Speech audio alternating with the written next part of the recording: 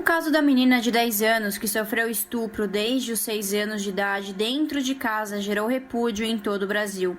Ela pôde realizar procedimento de aborto considerado legal pela Constituição, porém, precisou ter autorização da Justiça para isso. Foram inúmeras as irregularidades no encaminhamento do caso, um dos tantos que acontecem diariamente em todo o país. Desde o atraso no diagnóstico e a recusa da equipe médica do Espírito Santo em fazer o procedimento, até o vazamento de informações que permitiram o assédio por grupos ideológicos. Embora o aborto, nesse caso, seja previsto em lei, a menina teve que viajar para Pernambuco para interromper a gravidez de risco, já que é apenas uma criança.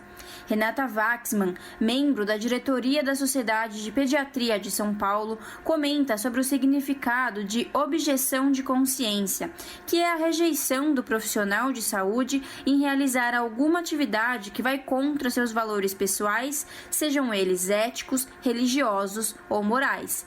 Segundo a doutora Waxman, quando o profissional não se sente apto a realizar determinado procedimento, ele deve encontrar outra pessoa que o faça, no mesmo local ou o mais próximo possível.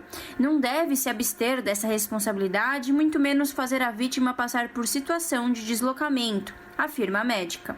A objeção de consciência nada mais é, em saúde, é a recusa do médico em cumprir o seu dever legal ou profissional quando esse dever ele for contra aos seus valores, sejam éticos, religiosos ou morais. Mas aí, uma vez o médico exercendo esse direito da objeção de consciência, o dever dele é encaminhar a pessoa, no caso aqui, com direito ao aborto legal, a um profissional que esteja capacitado e que esteja disposto dentro da mesma unidade de saúde ou para outra unidade de fácil acesso, em consonância com as disposições legais.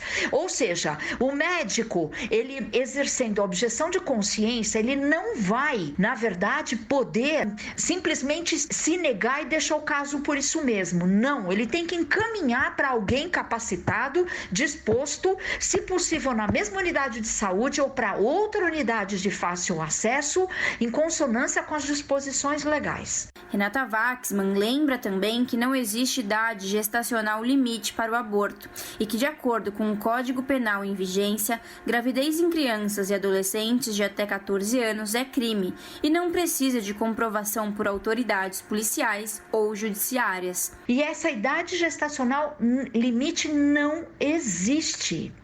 E, de acordo com o Código Penal em vigência, qualquer gravidez em crianças e adolescentes de até 14 anos se enquadra como crime, sendo que todas as medidas legais e de saúde, incluindo a notificação à autoridade judicial, vigilância epidemiológica, vão ter que ser tomadas. Inclusive, não vai ser nem necessária a confirmação do crime por uma autoridade policial ou judiciária. Karina Figueiredo, secretária executiva do Comitê Nacional de Enfrentamento à Violência Sexual contra Crianças e Adolescentes, destaca a importância de órgãos ligados à saúde apoiarem a causa e combaterem as violências dos direitos da criança e do adolescente. É fundamental que órgãos ligados à saúde, como a Sociedade de Pediatria, os conselhos de saúde, associações, se posicionem em defesa dos direitos de criança e adolescente.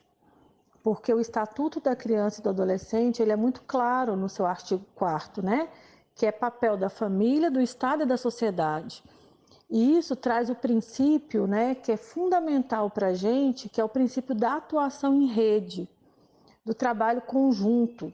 Ou seja, a gente só vai garantir de fato a defesa dos direitos de criança e adolescente se a gente tiver uma ação conjunta entre o poder público, entre a família e a sociedade. As leis para esses casos existem e são boas, sendo inclusive copiadas em outros lugares do mundo, principalmente o Estatuto da Criança e do Adolescente, defende a médica Renata Waxman.